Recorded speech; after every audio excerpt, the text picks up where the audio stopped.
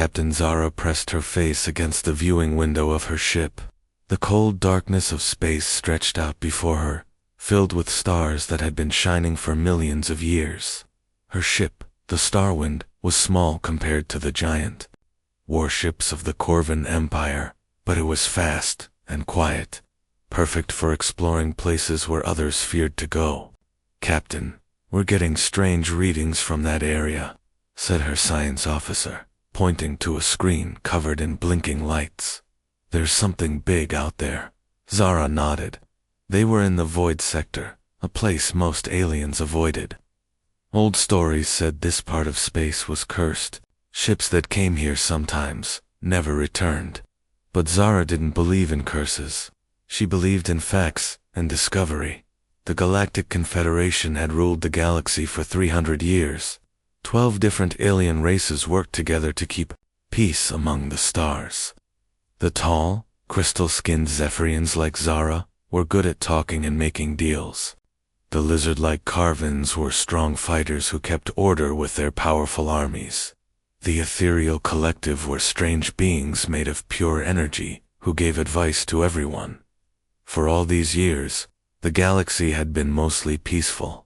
There were small fights sometimes, but nothing like the great wars of the past. The Confederation made sure of that. But there was one story that all aliens knew. One tale that made even the bravest warriors feel afraid. The legend of humanity. Every child in the galaxy grew up hearing stories about humans. They were said to be creatures who could live anywhere and survive anything. Hot planets, cold planets, worlds with poison air. Humans could adapt to all of them. They were supposed to be incredible fighters who never gave up, even when facing impossible odds. The stories said humans once controlled huge parts of the galaxy. Their ships were everywhere, and their colonies spread across thousands of worlds. But then, one day, they simply disappeared. No one knew why or how. Some said they died in a great war. Others believed they left the galaxy to explore distant stars. A few thought they were just myths, stories made up to scare children. "Captain, you need to see this," called her engineer from across the bridge. Zara walked over to look at his screen. There, floating in the darkness, was a ship unlike anything she had ever seen. It was long and sleek, with strange markings on its hull. The metal looked old but strong, and there were symbols painted on the side that she didn't recognize. "It's been drifting here for a long time," the engineer said. "Maybe hundreds of years. But the strange thing is, it's still in perfect condition." Zara felt her heart beat faster. The markings on the ship looked familiar somehow. She had seen them before, in old books and ancient records. They were human symbols. "Send a message to Confederation Command," she ordered. "Tell them we've found something important." Her crew worked quickly to scan the mysterious ship. It had no power, no life signs, and no weapons that they could detect. It seemed safe to approach. Zara decided to board it with a small team. The airlock opened with a soft hiss. Inside, the ship was dark and cold, but their lights showed corridors that were clearly built for creatures about the same size as most Confederation species. The walls were covered with control panels and screens, all dark and silent. "This technology is incredible," whispered her science officer. "It's so advanced, but also so simple. Like they knew exactly what they needed, and nothing more." They found rooms filled with sleeping pods, each one designed to keep a person alive for hundreds of years. Most were empty, but a few still contained sleeping figures. The beings inside looked almost exactly like the descriptions from the old stories: 2 arms, 2 legs, hair on their heads, and skin that came in different colors. Humans. Real, actual humans. Zara took pictures of everything: the writing on the walls, the sleeping pods, the strange but beautiful technology. This was the discovery of a lifetime. This would change everything. When they returned to the Starwind, Zara sent a report to Confederation Command. Within hours, Her communication system was flooded with messages. Every leader in the galaxy wanted to know more. Every scientist wanted to study the ship. Every military commander wanted to know if these humans were dangerous. High Chancellor Vex of the Corvan Empire was the first to respond. His message was short and angry. "This is obviously a fake," he growled in his deep, reptilian voice. "Humans are myths, stories, nothing more. Someone is trying to trick us." But Elder Nyx of the Ethereal Collective sent a very different message. Her voice was like music, but filled with worry. "Some legends should stay buried," she warned. "Some sleepers should not be awakened. Be very careful with what you have found." The news spread across the galaxy like fire. On every world, in every city, people gathered to talk about the discovery. Some were excited. Finally, proof that the legendary humans were real. Others were scared. If humans were real, what did that mean for the rest of them? Three groups quickly formed. The first believed humans had never existed at all, and this ship was just an elaborate trick. The second thought humans had existed long ago, but were now extinct, making the ship nothing more than an interesting historical find. The third group was the most worried. They believed humans were still alive somewhere, and finding this ship meant they might return. On the planet Corvan Prime, military leaders met in secret rooms. General Cross, a massive warrior with scars covering his scaled face, slammed his fist on the table. "If humans are real, they could be a threat to our empire," he snarled. "We should prepare for war." On the peaceful world of Zephyr, diplomats gathered in beautiful crystal halls to discuss what this discovery meant for galactic peace. Ambassador Lyra, her crystalline skin glowing with worry, spoke to the council. "If humans are alive, we must try to make contact peacefully," she said. "War would destroy everything we've built." But in the quiet meditation chambers of the Ethereal Collective, the energy beings shared thoughts and fears that they kept hidden from the rest of the galaxy. They remembered things that others had forgotten. They knew secrets that others didn't want to hear. The truth about humanity's disappearance was not what the galaxy believed. As Zara's ship began its journey back to Confederation space, carrying samples and data from the human vessel, she had no idea that her discovery had already set great events in motion.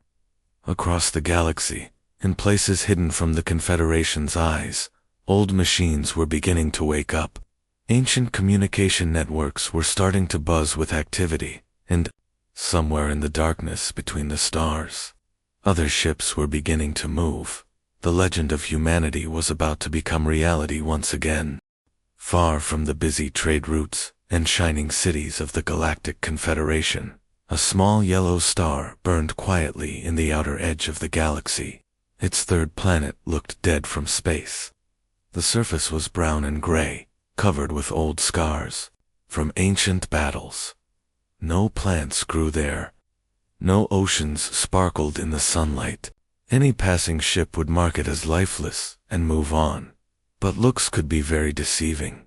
Deep beneath the rocky surface, in caves and tunnels that stretched for thousands of miles, a civilization thrived.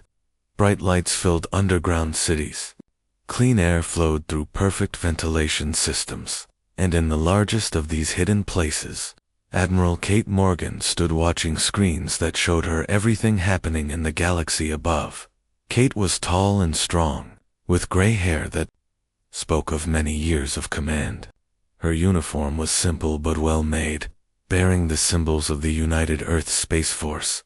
Around her, dozens of officers worked at control stations, monitoring communications from across the galaxy. The room hummed with quiet activity. "Admiral, we're receiving the news broadcasts from Confederation space," reported Commander Jake Sullivan. He was younger than Kate, with dark hair and sharp eyes that missed nothing. "They found the horizon." Kate nodded slowly. The U.S. horizon had been lost 500 years ago, during humanity's great retreat from the galaxy. Captain Barnes and His crew had stayed behind to give the evacuation fleets time to escape. Now their sacrifice had led the galaxy straight to humanity's greatest secret. "Dr. Turner, what's your analysis?" Kate asked. Dr. Alex Turner looked up from his computer. He was a thin man with glasses who had spent his entire life studying alien technology and communication. "The Confederation is in chaos, Admiral. Every species is arguing about what this means. But more importantly, our listening posts have detected increased military activity. The Carvens are moving their fleets." Kate felt a cold weight in her stomach. For 5 centuries, humanity had hidden on New Terra, the name they had given to their new home. They had rebuilt their civilization, improved their technology, and prepared for the day they might need to defend themselves again. But they had always hoped that day would never come. President Lisa Hayes entered the command center, followed by her advisors. Lisa was in her 50s, with brown hair and kind eyes that had seen too much sadness. She had been elected to lead the human colony because people trusted her to make hard decisions when necessary.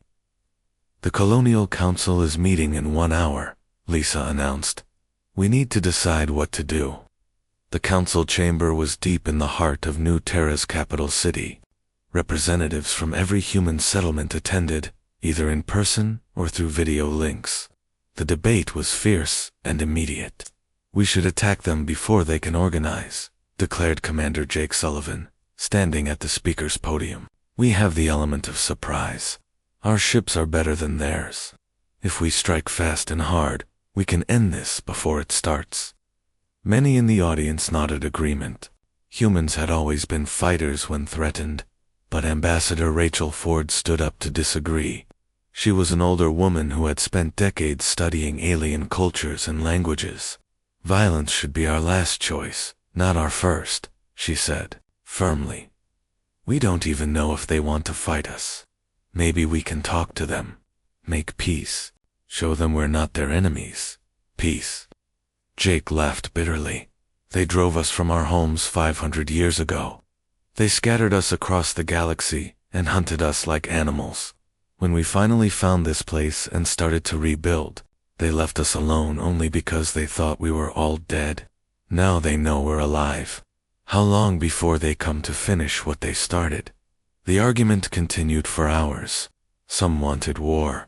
Others wanted diplomacy. A few suggested that humanity should simply pack up and leave the galaxy entirely, finding a new home among distant stars, where the Confederation could never follow. President Hayes listened to everyone, but Kate could see the decision forming in her eyes. Finally, Lisa stood up to address the council. "We will prepare for the worst, while hoping for the best," she announced. "Our military will be ready to defend us, but we will also try to make contact with peaceful members of the Confederation. Perhaps we can find allies among the aliens who believe in justice." While the politicians debated, Captain Nina Stone was already in action. She commanded a small, fast ship called the UES Shadow, one of humanity's most advanced vessels. The Shadow could become invisible to most sensors and move through space without being detected. Nina was small and quick, with red hair and green eyes that sparkled with intelligence. She had been chosen for this mission because she was brave, smart, and very good at staying out of trouble. Her job was to sneak into Confederation space and learn everything she could about their military strength. "Jumping to hyperspace in 3 minutes," announced her pilot, Lieutenant Tom Carter. Tom was young and eager, one of the best pilots humanity had ever trained. "Remember, we're just watching," Nina told her crew of 6. "No contact with alien ships. No heroics. We get our information and come home." The Shadow slipped through hyperspace like a ghost, emerging near a busy trade route in the heart of Confederation territory. Nina's team watched and recorded everything they saw: cargo ships, passenger liners, patrol vessels, and massive military carriers moved through space in an endless stream. "Their technology hasn't improved much in 500 years, observed Lieutenant Amy Johnson, The ship's science officer. Same basic designs, same energy signatures. They've gotten lazy. But what Nina saw next made her blood run cold. A small fleet of Corvan warships surrounded a peaceful trading vessel. The aliens aboard the trader had done nothing wrong, except refused to pay the new protection taxes that the Corvan Empire demanded. "Please, we have families," the trader captain begged over the radio. "We cannot pay what you ask. It would bankrupt us." The Corvan commander's response was swift and merciless. Energy beams lanced out from the warships, tearing the trading vessel apart. Hundreds of innocent beings died in seconds, their only crime being too poor to pay tribute to their oppressors. Nina's crew watched in horrified silence as the Corvan ships moved on to find their next victim. This was not the peaceful, civilized galaxy that the Confederation claimed to protect. This was a empire built on fear and brutality. "Captain, we're detecting more military activity," reported Sergeant Bill Nash, the ship's communications expert. "Large fleets moving toward the outer rim. They're heading in our general direction." Nina made a decision that would change everything. Instead of heading home immediately, she ordered the Shadow to follow the Corvan fleet. She had to know what they were planning.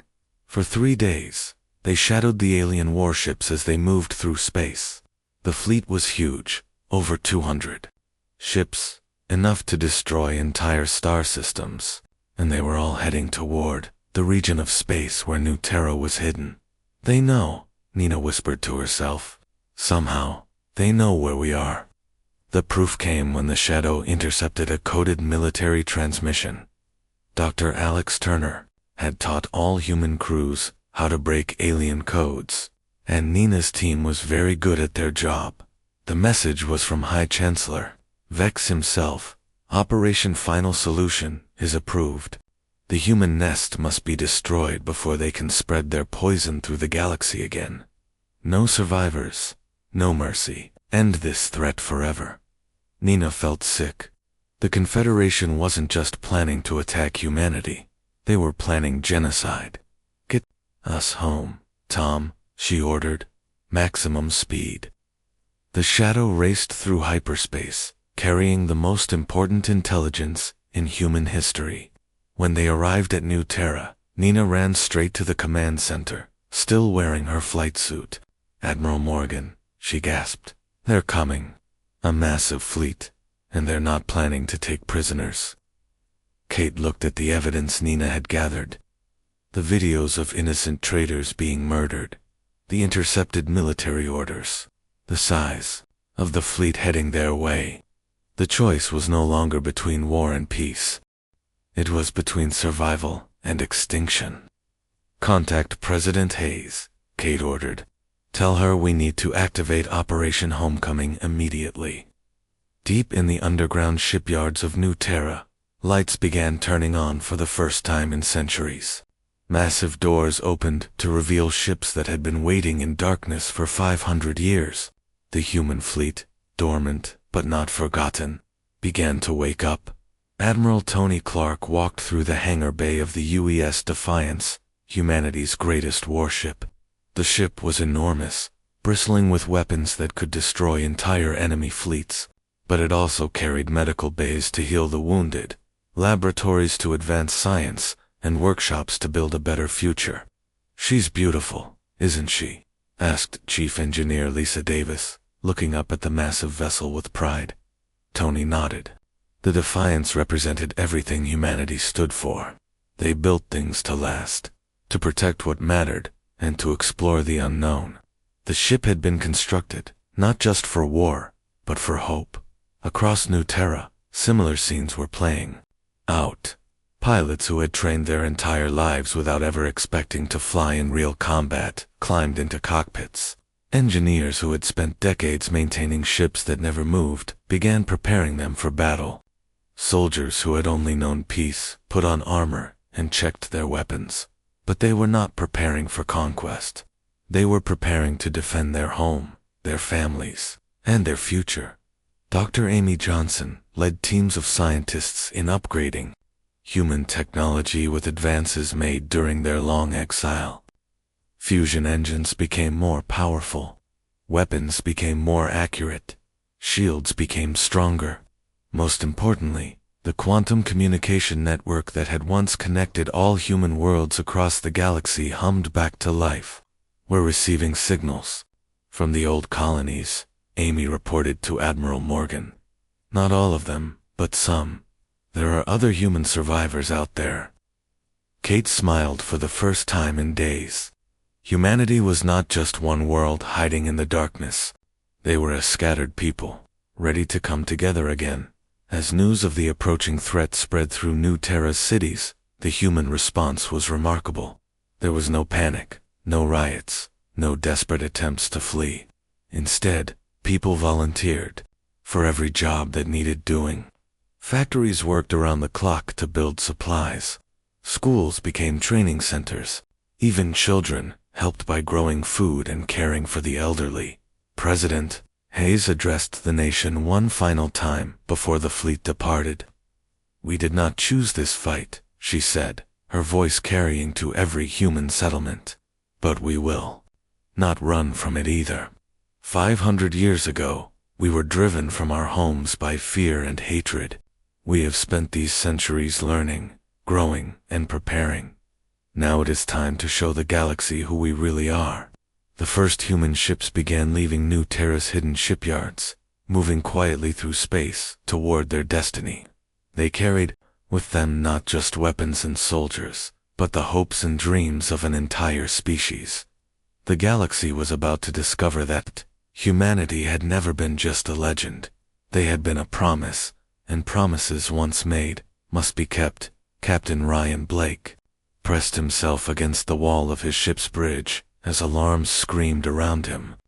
The UES Phantom shook violently as Corvin energy blasts passed close by, their heat warming the hull even through the ship's advanced shielding.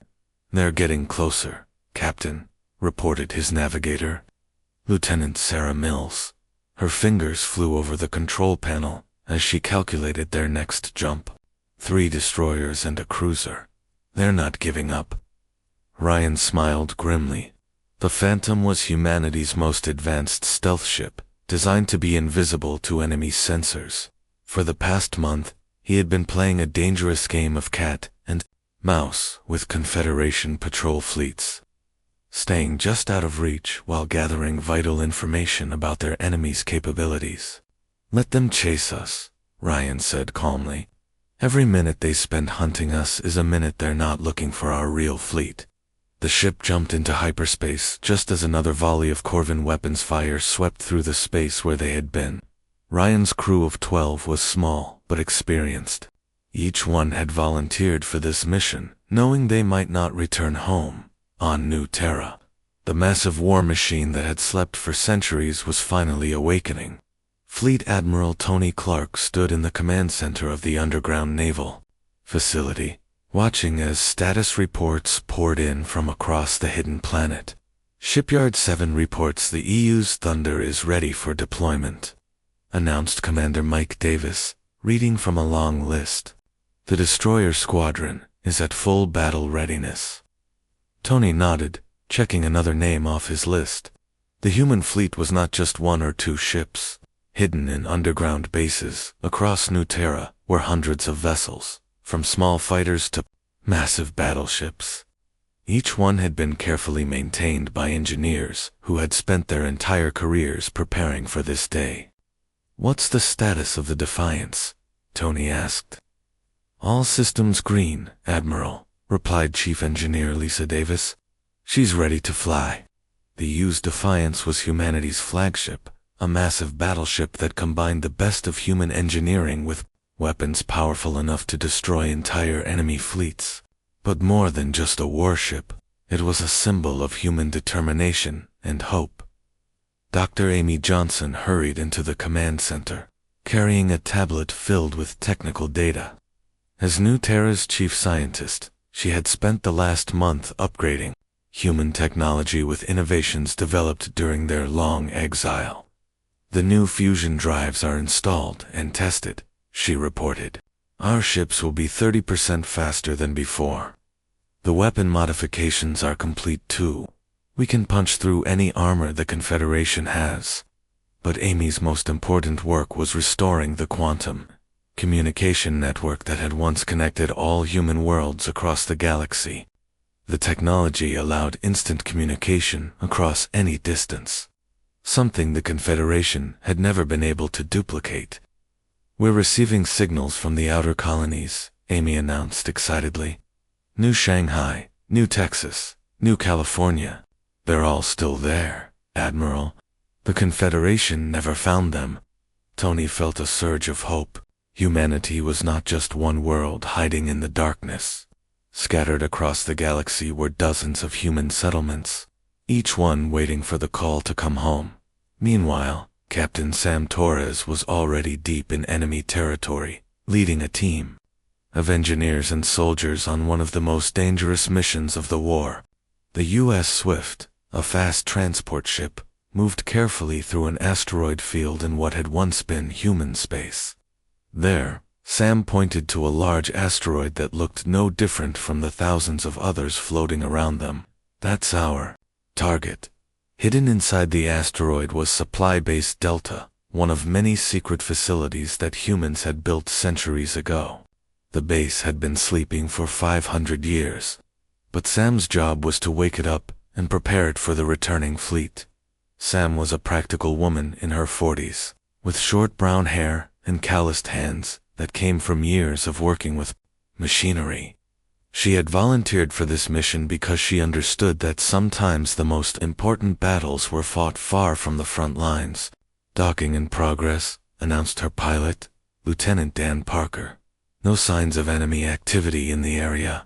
Inside the asteroid, Sam's team found a perfect time capsule.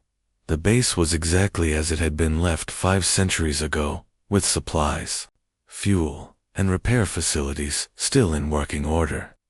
The humans who had built these bases had planned for a long war, but Sam also found something that made her blood run cold. Hidden in the base's archives were records of the final days of human civilization in this part of the galaxy. The files told a story very different from what the Confederation claimed. Humanity had not mysteriously disappeared. They had been systematically attacked by a coalition of alien species led by the Corvan Empire. Human colonies had been bombed from orbit. Refugee ships had been hunted down and destroyed. The aliens had tried to commit genocide, and they had very nearly succeeded. Captain Torres, to all teams, Sam called over her radio. We need to move faster. Get this base operational now. Across the galaxy, the Confederation was growing more paranoid by the day. The discovery of the human derelict ship had started, a chain reaction of fear and suspicion that was tearing the Alliance apart. On Corvan Prime, General Cross paced back and forth in the war room, his clawed feet clicking on the metal floor. The massive reptilian warrior was covered in scars from a dozen battles, and his yellow eyes burned with hatred. Increase patrols in all sectors, he growled to his subordinates. If humans are alive somewhere, we will find them, and when we do, we will finish what we started 500 years ago. The Corvan military was the strongest force in the Confederation, with over 3,000 warships spread across their territory. Their ships were large and heavily armed, designed to crush enemies through overwhelming firepower. But the Corvans were not the only species preparing for war. On the crystal cities of Zephyr, Ambassador Lyra met with her fellow diplomats in emergency session. We must try to make contact with any surviving humans, she argued, her crystalline skin glowing with urgency. If they are alive, we need to offer them friendship, not hostility. The Zephyrians were natural diplomats, preferring to solve problems through negotiation rather than violence. Their ships were fast and elegant, equipped with advanced communication systems that could reach across the galaxy in seconds. But what if they blame us for what happened to their people? Asked another ambassador. What if they come seeking revenge? It was a fair question. The Zephyrians had not participated in the attacks on human colonies, but they had not tried to stop them either. Their guilt over this failure had haunted their species for centuries, in the strange meditation chambers of the ethereal collective. Beings of pure energy communicated through thoughts rather than words. Elder Nyx floated in a sphere of glowing light, sharing her concerns with the other members of the collective. "The cosmic balance is shifting," she whispered in their minds. "I can feel it in the energy streams that flow between the stars. Something great is coming. Something that will change everything." The ethereal collective had always been the wisest of the Confederation species, able to sense things that others could not. They had never been warriors, preferring to guide and advise rather than fight. But their ancient memories went back further than any other species, and they remembered truths that others had forgotten. As the tension in the galaxy grew, Captain Nina Stone was leading another reconnaissance mission, this time deeper into Confederation space than any human had gone in centuries. The EU's shadow moved through the crowded shipping lanes near the galactic capital, invisible to the hundreds of alien ships around them. "I'm reading massive military buildup on all the major worlds," reported her sensor operator. "The Car are mobilizing their entire fleet." Nina watched the tactical display with growing concern. The alien fleets were not just preparing for defense. They were organizing for attack, moving toward the outer rim, where they suspected human survivors might be hiding. "How long before they reach the outer territories?" Nina asked. "At current speed, maybe 2 weeks," her navigator calculated. "But, Captain, there's something else. I'm detecting weapons signatures I've never seen before. The Carvens have been building new ships, bigger and more powerful than anything in their historical records." Nina felt a chill run down her spine. The Confederation had spent 500 years in relative peace, but they had not wasted that time. Their technology had advanced, their fleets had grown, and their weapons had become more deadly. But humans had been advancing too, back on New Terra. The first ships of the human fleet were finally ready to launch. Admiral Tony Clark stood on the bridge of the UES Defiance, looking out at a sight that no human had seen for 5 centuries. Dozens of warships filled the underground harbor, their crews at battle stations, and their weapons ready. "All ships report, ready for departure," announced his communications officer. Tony took a deep breath. This was the moment that would determine the future of humanity. They were no longer hiding, no longer running. They were going home. "Open a channel to all ships," he ordered. Across the fleet, every human captain and crew member listened as their admiral's voice filled their ships. "Today we begin the journey home," Tony said. "Not as conquerors, but as liberators. The galaxy has forgotten who we are and what we stand for. It is time to remind them." The massive doors of the underground shipyards opened for the first time in centuries, revealing the star-filled sky above. One by one, the ships of the human fleet rose from their hidden bases and disappeared into hyperspace. The UES Defiance was the last to leave, carrying Admiral Clark and the hopes of an entire species. As the great ship jumped to hyperspace, Tony thought about all the humans who had sacrificed everything to make this moment possible. Captain Barnes and his crew on the horizon, who had stayed behind to save others. The engineers, who had spent their lives maintaining ships they thought would never fly. The soldiers who had trained for a war they hoped would never come. And the ordinary people of New Terra, who had never given up hope that someday, somehow, humanity would find its way home. That day had finally arrived.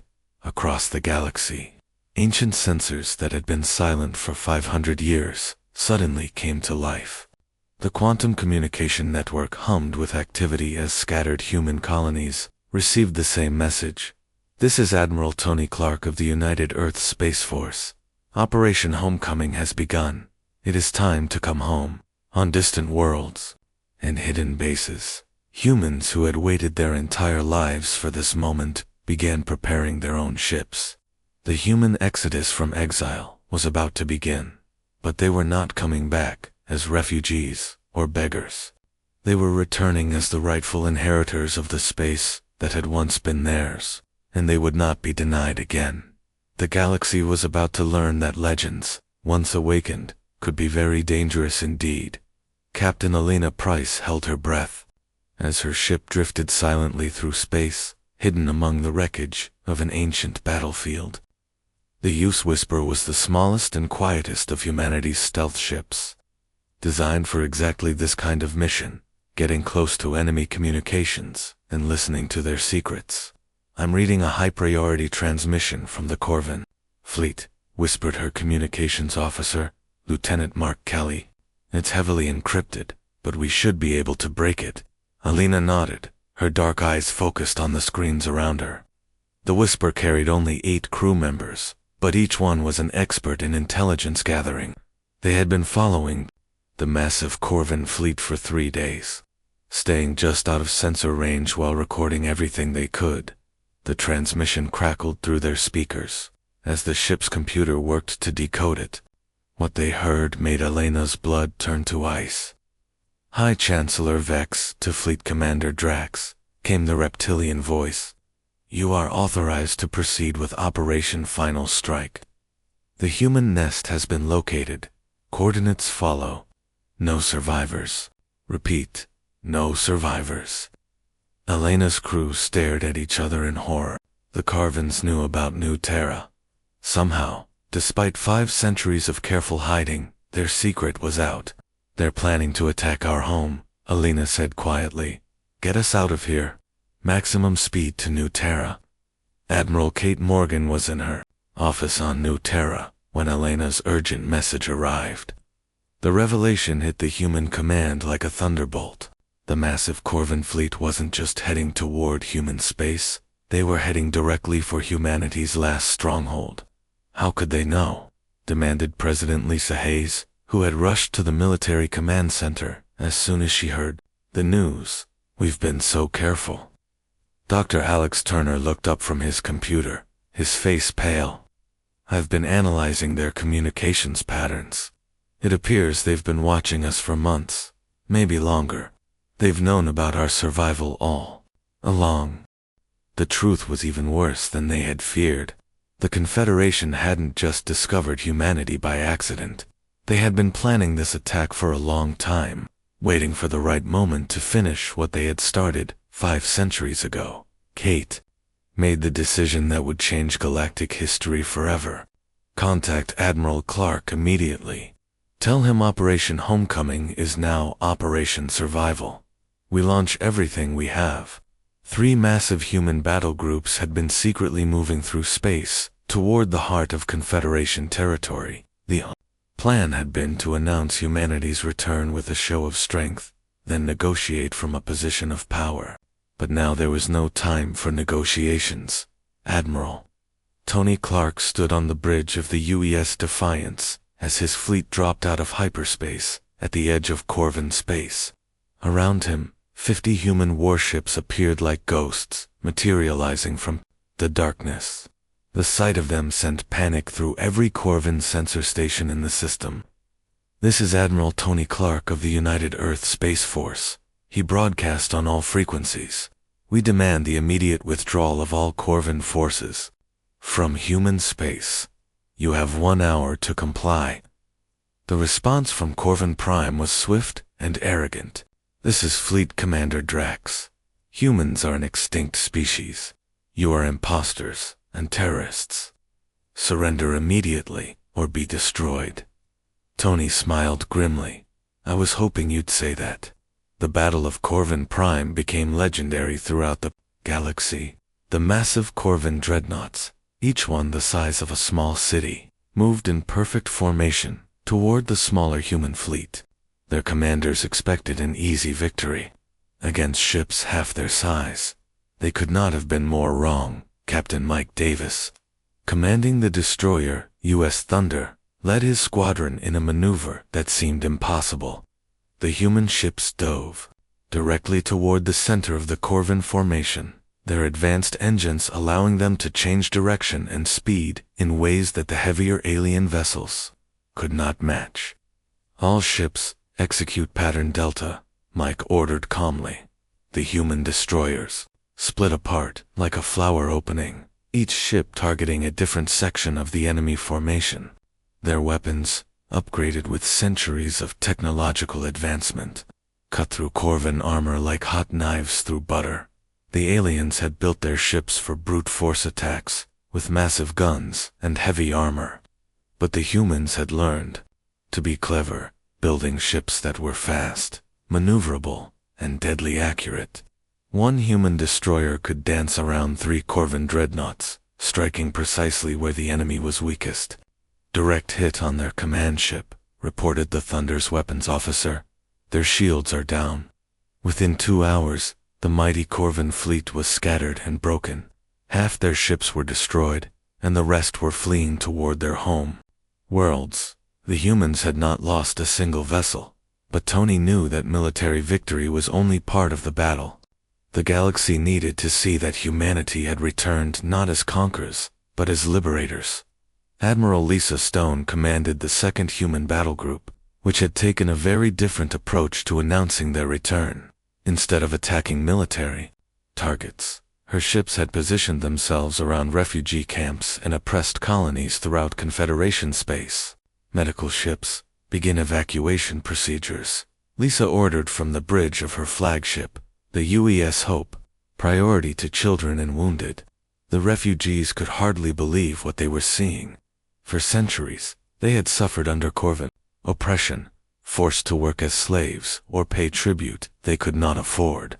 Many had given up hope of ever being free. Now, ships bearing the symbols of legendary humanity were arriving to help them escape. Commander Bill Carter coordinated the evacuation of Talax 4, where an entire species of peaceful traders had been threatened with extinction by the Corvin Empire. The Talaxians were small, gentle beings who had never hurt anyone, but their world contained valuable minerals that the Carvins wanted. "Load the children first," Bill ordered his crew as the transport ships arrived. "Make sure every family stays together." The Talaxians wept with gratitude as human medical teams treated their wounded and human engineers repaired their damaged settlements. They had heard stories of humans in their ancient legends, but they had never dared hope that such powerful protectors actually existed. "Why are you helping us?" asked Elder Shan, the Talaxian leader, as Bill helped her aboard an evacuation ship. "Because it's the right thing to do," Bill answered simply. No one should have to live in fear. Across the galaxy, similar scenes were playing out as human ships appeared wherever the Confederation's victims needed help. The galaxy watched in amazement as species that had been thought extinct returned as heroes rather than conquerors. The 3rd Human Battle Group, commanded by Admiral Kate Morgan herself, had the most dangerous mission of all. They were heading directly for the Galactic Council chambers on Confederation Prime, where the alien leaders were meeting in emergency session. Jumping to hyperspace in 30 seconds, announced her navigator aboard the command ship, U.S. Justice. "All ships report. Ready?" Kate looked around at her bridge crew, each one a volunteer who understood they might not survive this mission. The Confederation capital was the most heavily defended system in the galaxy, with thousands of ships and orbital defense platforms. But sometimes, Kate knew, the most important battles had to be fought in the open, where everyone could see them. The human fleet appeared directly above Confederation Prime like a thunderclap from clear skies. Every sensor in the system screamed warnings as 60 human warships took positions around the planet. "This is Admiral Kate Morgan," she broadcast to the entire galaxy. "I am here to address the Galactic Council on behalf of all free peoples. Open your chambers to us, or we will open them ourselves." Down on the planet, panic filled the council halls. Representatives from dozens of species argued frantically about what to do. The humans had appeared without warning, and their ships were advanced beyond anything the Confederation possessed. "We should attack them immediately," snarled General Cross, his scaled fists pounding the council table. "Show them that the Confederation will not be intimidated." But Ambassador Lyra of the Zephyrians disagreed. "They could have destroyed our Defenses already, if they wanted to fight. They're here to talk. We should listen. Elder Nyx of the Ethereal Collective floated in her energy sphere, her thoughts reaching out to touch the human ships above. What she found there surprised her. There is no hatred in them, she announced to the council. No desire for revenge. They come seeking justice, not vengeance. President Lisa Hayes arrived at the council chambers aboard a small diplomatic shuttle, escorted by 2 human fighters. She walked into the great hall, where the leaders of the galaxy waited. Her head held high, despite the hostile stares from many of the delegates. Lisa was not a soldier or a conqueror. She was a teacher and a mother who had been chosen to lead her people because they trusted her judgment. But as she stood before the most powerful beings in the galaxy, she carried herself with the dignity of someone who represented the hopes and dreams of an entire species. Honored delegates, she began, her voice carrying clearly through the vast chamber. I am President Lisa Hayes of the United Earth Colonies. I come before you today not as an enemy, but as someone seeking truth and justice. The chamber erupted in angry voices.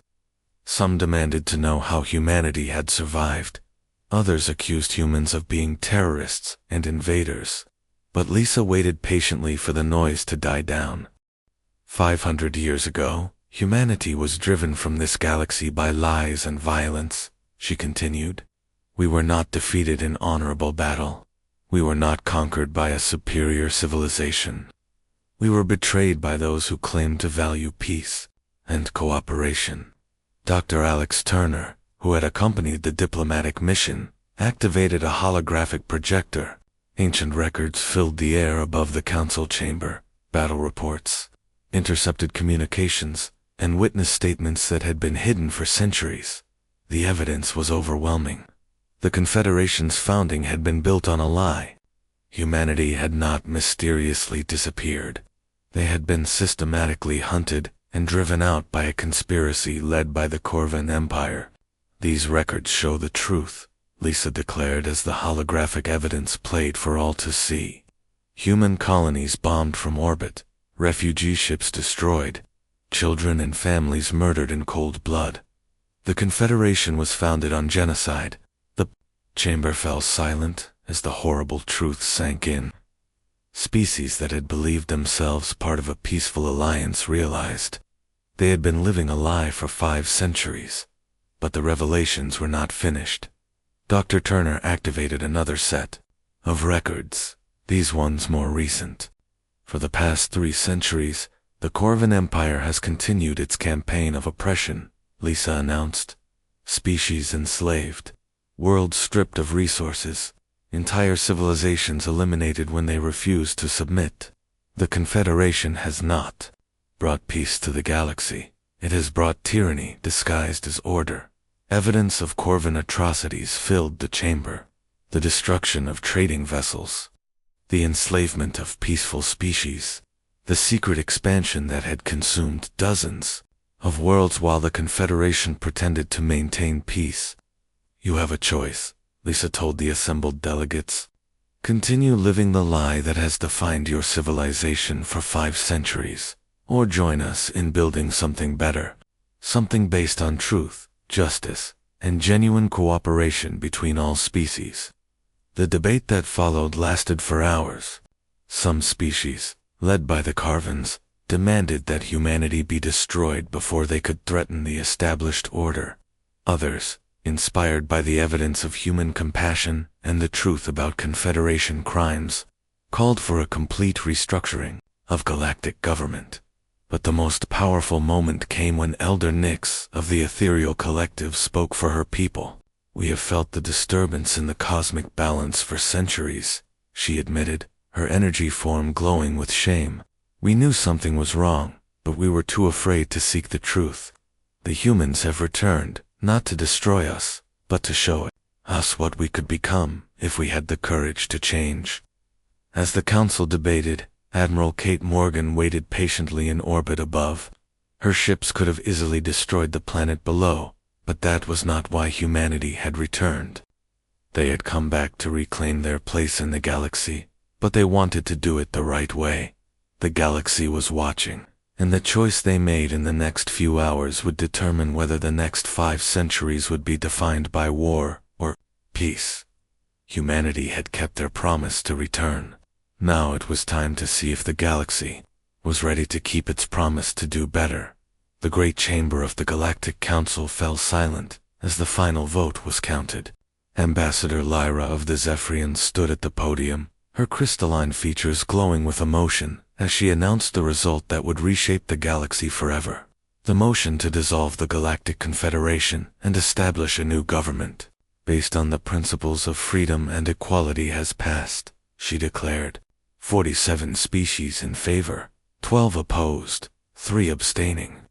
President Lisa Hayes felt tears in her eyes as she watched centuries of oppression finally come to an end. Around the chamber, representatives of dozens of species embraced each other, celebrating the dawn of a new age.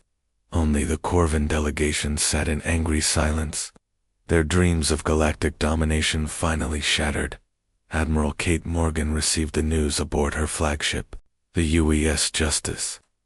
Still orbiting high above Confederation Prime, her crew cheered as the announcement came through, but Kate remained focused on the work still to be done. "Send word to all human fleets," she ordered. "Begin Phase 2 operations immediately." Phase 2 was the most important part of humanity's return, not the military victory, but the humanitarian mission that would prove to the galaxy what humans truly stood for. Across the galaxy, human ships were already moving to help the victims of Corvin oppression. On the mining world of Kepler-7, Commander Bill Carter supervised the liberation of thousands of slave workers who had been forced to extract precious metals for the Corvin war machine. "You're free now," Bill told the workers as human medical teams treated their injuries and engineers dismantled the slave camps. "No one will ever force you to work against your will again." The former slaves, members of a peaceful species called the Andorians, could hardly believe what was happening. Some had been born in captivity and had never known freedom. They touched the human uniforms with wonder, as if afraid the liberators might disappear like a dream. "The legends were true," whispered an elderly Andorian woman as a human doctor treated her wounded hands. "The protectors have returned." Meanwhile, Admiral Tony Clark was overseeing the most delicate operation of all, the peaceful occupation of Corvin Prime itself. The human fleet had surrounded the Corvin home world, but instead of bombing it into submission, they were offering medical aid and food to the civilian population. "Sir, the Corvin civilian government is requesting a meeting," reported his communications. Officer Tony nodded. Not all Corvins were warriors and oppressors. Many were ordinary people who had been as much victims of their empire's brutality as anyone else. General Cross, the leader of the Corvin military, was brought aboard the UES Defiance under guard. The massive reptilian warrior was stripped of his weapons and rank insignia, but he still carried himself with arrogant pride. "You think you've won," he snarled at Tony, "but the Corvin Empire will rise again. We are warriors. It is our nature." Tony looked at the defeated general with sadness rather than anger. "Your empire is finished, General. But your people don't have to be. You can choose to be part of something better." "Never," Cross spat. "We will never bow to humans." "I'm not asking you to bow," Tony replied calmly. "I'm asking you to stand up, to be the protectors your people were meant to be, instead of the bullies they became." The choice was offered to every Corvin world: integrate into the new galactic community as equals, working to repair the damage they had caused, or face exile to the Outer Rim, where they could harm no one but themselves. Most chose integration. The Corvin people, freed from the tyranny of their own military leaders, proved to be capable of great change when given the chance. On the crystal cities of Zephyr, Ambassador Lyra worked tirelessly to draft the charter for the new galactic government. The document was built on human principles: individual freedom, mutual cooperation, and the protection of the weak by the strong. What shall we call this new alliance? asked Ambassador Tal of the Vegan Republic, a species of blue-skinned humanoids who had suffered under Corvan oppression for generations. President Lisa Hayes, who had been invited to help write the charter, smiled. The Galactic Commonwealth, a government of the people, by the people, and for the people. The ethereal collective, led by Elder Nyx, played a crucial role in the new government. Their ability to sense truth and deception made them perfect mediators when disputes arose between species. "We failed our duty 5 centuries ago," Nyx admitted to Lisa during one of their planning sessions. "We sensed the wrongness in the galaxy but did nothing to stop it. We will not make that mistake again." The most emotional moment of the transition came when the human fleet arrived at the ruins of Earth's ancient colonies. World after world that had once been home to billions of humans showed the scars of Corvan bombardment, burned cities, poisoned atmospheres, and monuments to genocide. Captain Nina Stone, now promoted to Admiral, led the first official mission to the ruins of New York Colony, humanity's first settlement beyond Earth's solar system. The planet was still habitable, but empty, except for the graves of those who had died 5 centuries ago. "We will rebuild," Nina promised as she stood in the ruins of the colonial capital. Not just the cities, but the dreams they represented. Human colonists began returning to their ancestral worlds, but they did not come alone. Aliens who had been freed from Corvan oppression asked to join the human settlements. Wanting to be part of the civilization that had saved them, the first mixed-species colony was established on New Harmony, a world that had been devastated by Corvan's humans, Endorians, vegans, and even reformed Carvans worked together to heal the wounded planet and build something beautiful from the ashes of destruction. Dr. Amy Johnson led the scientific mission to restore New Harmony's ecosystem, using advanced human terraforming technology combined with alien knowledge of exotic ecosystems. They transformed the dead world into a garden paradise in just 2 years. "This is what we can accomplish when we work together," Amy told a gathering of colonists as they watched the first flowers bloom in soil that had been poisoned for centuries. The establishment of the Galactic Commonwealth was not without challenges. Some species found it difficult to abandon old prejudices and territorial disputes. Pirates and criminals, no longer protected by Corvan corruption, tried to establish their own little empires in the chaos of transition. Admiral Kate Morgan found herself hunting down these threats with a mixed fleet of human and alien ships. The pursuit of the notorious pirate leader Captain Vex led to the Battle of the Nebula Fields, where human tactical brilliance combined with alien courage proved that the new alliance could face any challenge. "This is what the galaxy was meant to be," Kate reflected as she watched human and alien crew members working side by side on her bridge. Not one species dominating all others, but all species supporting each other. The most symbolic moment of the New Age came 5 years after humanity's return, when the first Commonwealth exploration fleet departed for the edge of the galaxy. The mission was led by Admiral Nina Stone aboard a new flagship, built jointly by human and alien engineers. The ship was called the UES Pioneer, and its mission was to explore beyond the galaxy's edge, seeking new worlds and new civilizations to invite into the Commonwealth. The crew was made up of volunteers from 30 different species, all united by the dream of discovery and peaceful contact. In memory of those who believed in tomorrow, Nina read from the inscription on the ship's dedication plaque as the Pioneer prepared for its first jump to hyperspace.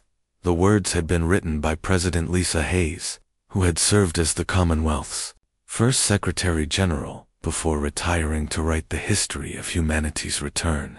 The inscription honored all those who had died during the Dark Centuries, humans who had been murdered by the Confederation, aliens who had been oppressed by the Corvan Empire, and visionaries of all species who had dreamed of a better galaxy. As the Pioneer jumped into hyperspace, carrying its message of hope to the stars beyond, Lisa stood on the observation deck of New Terra's orbital station, and looked out at a galaxy transformed. Where once there had been fear and oppression, now there was cooperation and hope. Where once the strong had preyed upon the weak, now they protected them. Where once different species had been kept apart by suspicion and hatred, now they worked together toward common goals.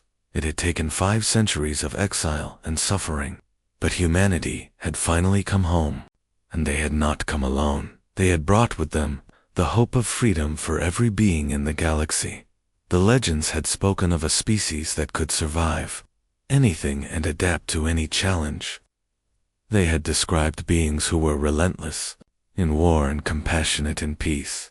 The galaxy had learned that those legends were true, but more importantly, they had learned that humanity's greatest strength was not their ability to fight or conquer, but their refusal to give up on the dream that all beings could live together in peace and freedom.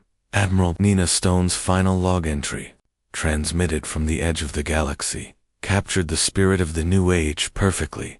We go now to seek new worlds and new civilizations, not to conquer them, but to invite them to join us in building something greater than any one species could achieve alone. We carry with us the hopes and dreams of the Commonwealth, and the promise that no being will ever again have to face the darkness alone. We are explorers, protectors, and dreamers. We are human, Zephyrian, Corvin, Andorian, and dozens of other species, united not by blood or birth, but by our shared belief in a better tomorrow.